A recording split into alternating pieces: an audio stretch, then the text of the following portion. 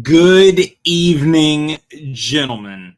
We have the week, I guess technically this would be week 4, post week 3 power rankings. We're going to, let's go ahead and recap the matchups from week 3. Gus wants to make an appearance, I guess. All right, so the Bond County Coonhounds are able to upset the Huntsville Hitmen 118 to 108. The Cali Pigs fall to the Beecher Creatures. The Bear Boobs get it done against the Shadow Troop. The Dallas Dragons fall to the Clark County Crusaders. And the Tennessee Colonels in a spiral to the St. Louis Looters. We're going to go ahead and get right into the power rankings. As it stands right now, the Beecher Creatures would be at the top of the East, with the St. Louis Looters being the top of the West. The Shock, with the Shadow Troop being 2-1 currently. Do you mind? Thank you. Anyways, we have the Shadow Troop possibly on fraud watch, but we will get into that. At number 10, although they got a win last week, the Bond County Coonhounds are going to remain at number 10. Cam Scattaboo gets the nod, and he will be the running back for the Coonhounds this week. Tyquan Thornton is also here. It is a hodgepodge of players that will be fielding for the Bond County Coonhounds this week. The Bond County Coonhounds are just trying to be dangerous and ruin people's day. I think that's where this team is at. I don't think that it is necessarily a gimme week, week in and week out, because if you have a bad week, the Coonhounds aren't going to be putting up 80 points a week like we've seen tanking teams in the past. So you can't walk in and throw your third string at the Coonhounds and expect to win. All right. In number 9, this hurts me a little bit, but currently the Cali Pigs are at number 9. I have, I don't have a ton of faith in the Cali Pigs right now. Ashton Genty is still young. He's still proving himself. Calvin Ridley is, man, I don't know. There's production on this team. I just don't know if it's consistent enough to, even be considered above 9. And really 8, 9, 10. It's just the lack of consistency week in and week out. I think he'll finish and maybe have an outside shot at a playoff spot, but I just can't. I can't put my money on Ryan winning week in and week out because of the inconsistencies.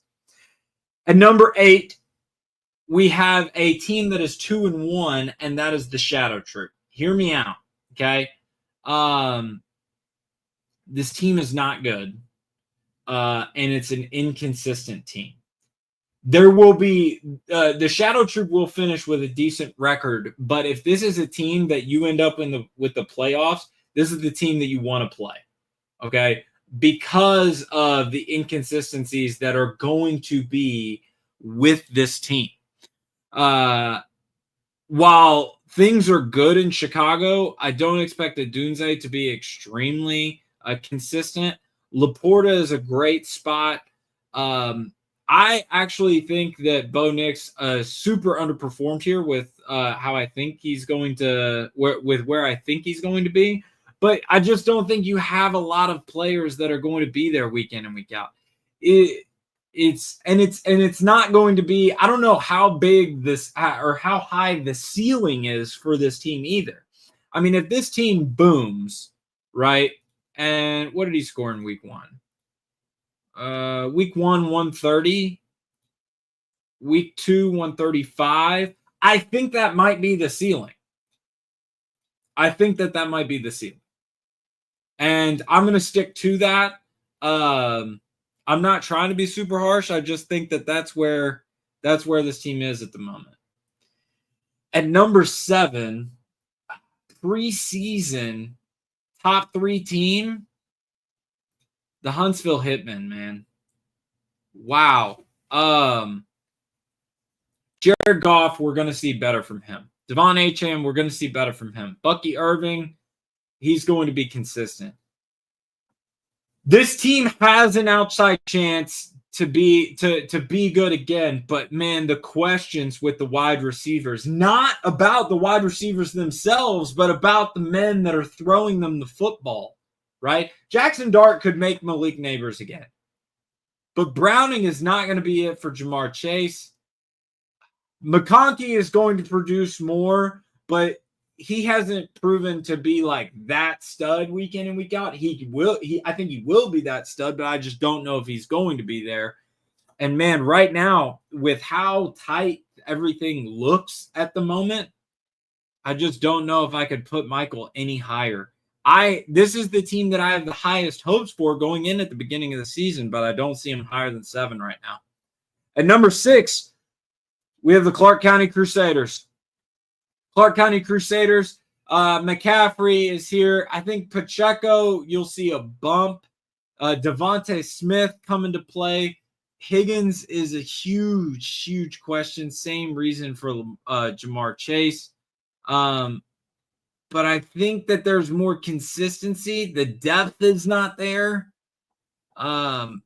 Maybe looks to add in the future. Mark Andrews did not play last week and dropped 25. That's crazy. I think that there's more depth for the Huntsville Hitmen, but I think like consistency week in and week out, maybe for it's very tight. It's very tight, but with the guys that you want to play for Michael, the guys that you want to continue to run out there, I just don't know that it's it. Maybe Nabers sits this week. Maybe Chase sits this week. I don't know, but those are the questions that have to be asked if you're Michael. At number 5, we have the Tennessee Colonels. Okay. Tennessee last week. Josh Allen and Lamar Jackson can carry this team a long way. A long way. Okay. Cook is incredible. CeeDee Lamb. How long is this going to linger? I'm not sure. I think we'll see better from Connor. I think we could see better from Jacobs.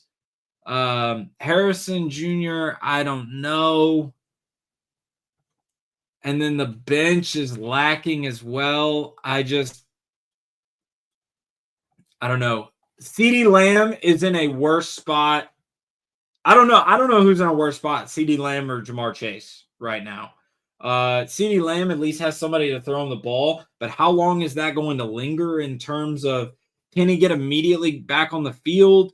Does Dallas throw in the towel after week 5? That I'm not sure of, but that is we're close to pressing the panic button if we continue to see a slide from the Colonels.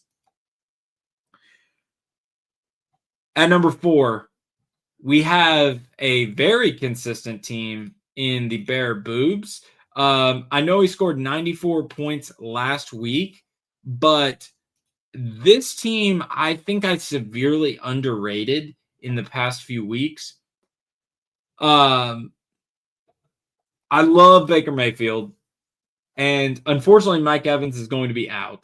Okay, so he's going to have an answer for that, and I'm not sure that he does. However, I think that the floor for this team is pretty high. I think you have some really consistent point getters.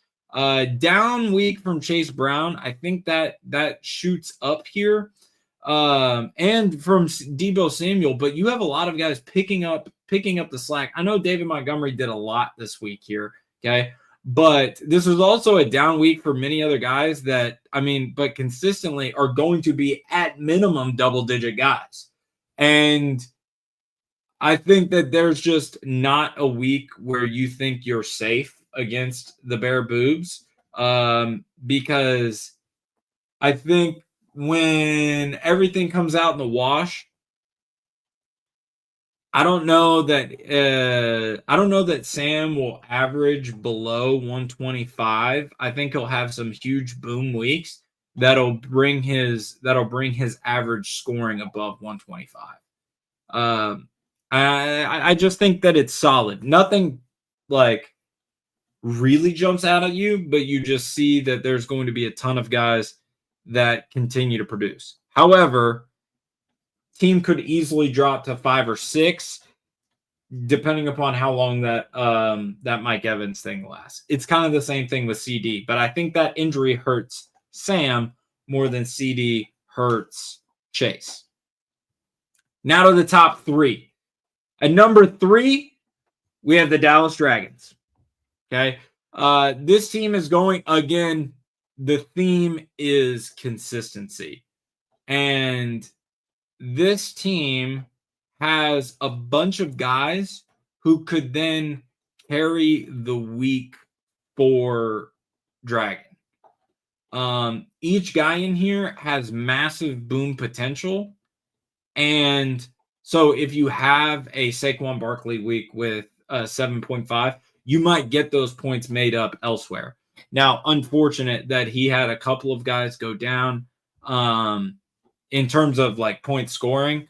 But again, on a less balanced team, you have a week from Saquon Barkley like this, you're expecting to lose by 20 or 30, and the margin is much, much closer. So you're not sweating if you're Dragon, I think, after this loss. At number 2, a team that is undefeated, and that is Andrew Torbeck and the St. Louis Looters. I don't know that I could put this team number 1 because of how scary the number 1 team looks. And I'm not sold on the Chiefs to where I think Patrick Mahomes is a absolute league winner. Alvin Kamara is a question mark. And I also recognize that Torbeck teams never look good on paper, but we know what Torbeck teams do. And they get into the playoffs. And he is Mr. Consistency. This team is very, very good, which is why he's getting the nod at number 2. But the reason he's not getting the nod at number 1 is because the Beecher Creatures are number 1. In week 1, they score 151. Okay. In week 2, he scores 169. In week 3, he scores 154. There's no way that this team is not the number 1 team in the league. And I think that is so clear. I understand if Torbeck is upset that he is undefeated and not number 1, but this team is absolutely by far and away the most impressive team right now. Jalen Hurts, what does Jalen Hurts have at this point? He has 29, 11, and 24. So outside of the weird week in KC where he really doesn't perform well at all, I mean, the touchdown potential is, I mean, come on. It could absolutely carry a week for him. Jonathan Taylor, holy cow. I mean, this team is spooky. And I mean, if league is not on notice, right now, this has all the optics of where Dragon was this time last year. And Dragon ran the table. So I think it's super clear that Rex is the best team in the league right now. So yeah, that's all I have for you guys. I appreciate you guys watching. Let me know what you guys think. If you guys agree, disagree. I think these were fair. Let's go ahead and give some predictions for week 4, and then we'll get out of here. Okay. Oh, man, I want to give myself a win here, but I think Dylan pulls it out. Just because I think I'm big braining it, but maybe I'm not. But man, I think he could have a couple of. But I'm gonna score my points. Dylan might not. That's the thing. But I'm gonna give the nod to Dylan. I think he wins this week. I think the Huntsville Hitmen have a get right game. I think the Beecher Creatures mop the floor with the Shadow Troop. I think the St. Louis Looters end week 4 4-0. And I think the Dallas Dragons get to 2-2 here. I think the Dragons beat the Colonels. And this one I think is the game of the week here. Because of and here's the thing, if Dragon loses this game, he's not panicking. If Chase loses this game, the palms are sweating. Okay. This is my game of the week. I think I have Dragon winning this game. So could be very, very interesting. I appreciate you guys watching, and I will see you all in week 5.